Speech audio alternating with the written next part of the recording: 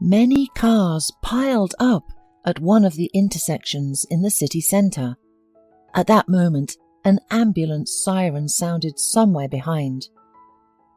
Almost synchronously, the drivers of the vehicles pushed to the sides as much as they could to create a free corridor for the ambulance to pass through. But an expensive car completely blocked the passage for the ambulance and did not even try to move. The driver of the ambulance honked and blinked his lights, but the owner of the car ahead wasn't reacting. And only after several minutes, after showing an indecent gesture through the window, the driver of the car gave the gas and the ambulance was finally able to continue. Judging by the increased speed, the ambulance crew was taking a seriously ill patient to the hospital. Meanwhile, the owner of the expensive car calmly drove a block and parked in front of one of the beautiful houses. The doorbell rang, and Samantha went to open it. "Mom, I apologise for being so late. There was a traffic jam, so I got held up. By the way, where's Daddy? Is he coming for dinner?" "Of course, son. We won't be having dinner without Daddy. He has some business with his business partner. He called and asked him to wait." "Oh, but why are you so sad?" Tristan lowered his head and quietly replied, "I broke up with my girlfriend today. I got a little angry. I said some unnecessary words to her and now I'm sorry. But don't worry, it'll soon pass. And your son will be back in the company of some charming girl." With a deep sigh, the mother said, "I did not think that my son would turn out to be a heartbreaker. Your father is an entirely different man. He is inclined to observe moral values. You should take his example and stop living a dissolute lifestyle."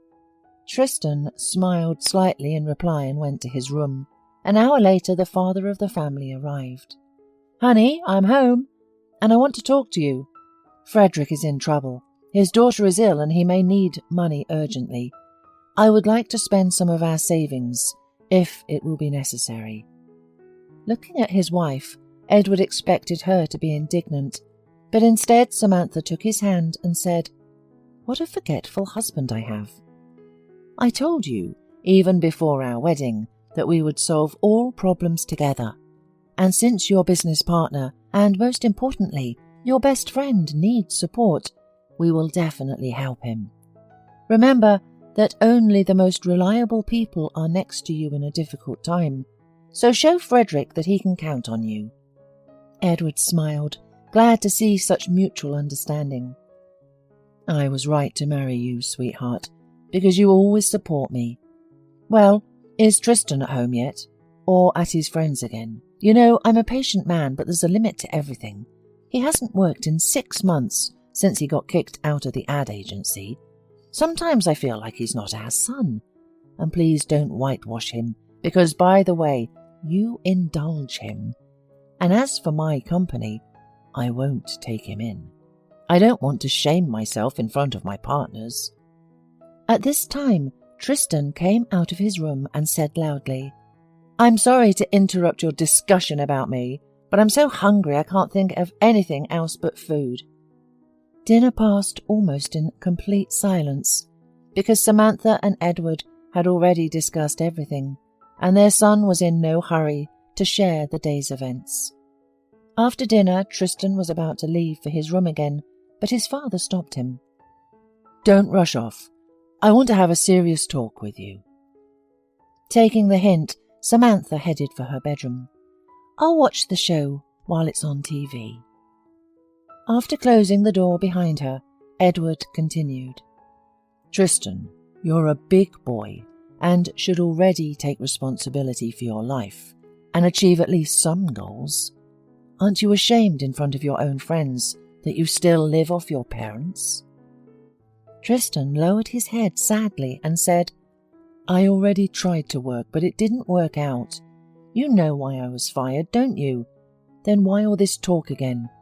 I told you I'm going to find a source of income, and I am already in the process. Don't worry, it'll be okay in the end. By the way, do you know anybody in the police department?" Edward suddenly shuddered. Well, I know a man. Why are you asking? Have you done something wrong? Tell me, son, otherwise it'll be worse. You know, I won't cover it up, but if you're innocent, I'll do everything I can to keep you out of trouble. In response, the son said the first thing that came to mind. Well, I just, recently ran a red light, so now I'm worried about the fine. Edward exhaled heavily. Oh, I even felt relieved because you scared me, son. Don't do that again. If you run a red light, it was a bad thing, and you'd better watch out. But I think we can work it out. I know people in the police, so I don't think there'll be a problem. In general, you have to watch the road and obey the rules. The next morning, when Tristan woke up, he found his father in the kitchen in an anxious state. He was talking excitedly on the phone and looking out the window. Yeah, I'm so sorry, Frederick. I talked to my wife. She approved of my idea. And come on, don't say no. We've known each other for years. Okay, I'll come to the office soon and we'll talk there. Edward put the phone in his pocket and walked away from the window. Hi, son. I'm leaving for work. My business partner called me, and Mother has already left to visit her parents. They need help there. Tristan sat down in his chair, relieved. He thought his father had been called about his stupid antics at the intersection, which he had already regretted many times. The ambulance driver might have remembered the license plate number, and even if he didn't, there was a good chance he was caught on camera. In general, his silly prank could turn into a huge problem, especially since the car was registered to his mother, and she will be the first person whom they call. Although Tristan's father asked him to start looking for a job, Tristan spent the whole day in the company of his friends, where he absolutely forgot about the ambulance and his job search. At 10:30, Tristan arrived home. His father was sitting in the kitchen and talking to his wife.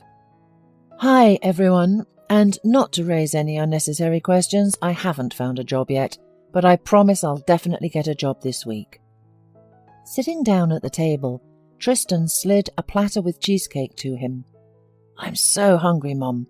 Thanks for your speciality cheesecake. Edward turned to his wife and continued. Well, like I said, Frederick needs help. I do not know how it could happen. Poor girl. Hearing the name of his father's business partner, Tristan asked, Is something wrong with him? Dad, you run the company together. Now we have to economize because of him. The father raised his eyebrows and said, You certainly don't have to do anything, but I have to help a good man. I can't abandon him in his time of need. Frederick's daughter was taken to the hospital yesterday. She was in urgent need of medical attention. And by the way, some fool blocked the road. Can you imagine? Because of this silly prank, valuable time was lost. Her condition has deteriorated sharply, and the chances of recovery with it.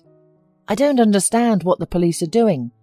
By the way, yes, I should visit an old acquaintance and find out who dared to commit such mischief. I'll ask about your running a red light, too. At this minute, a countdown began for Tristan, because his father could find out the truth in a heartbeat.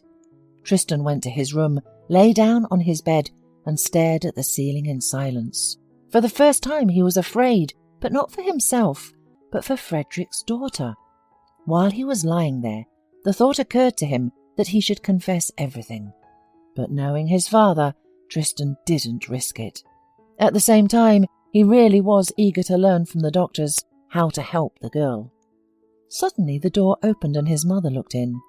Son, if you don't have anything important to do tomorrow, will you come with us to the cemetery? Tristan turned white with horror, and Samantha came over to him and sat down beside him.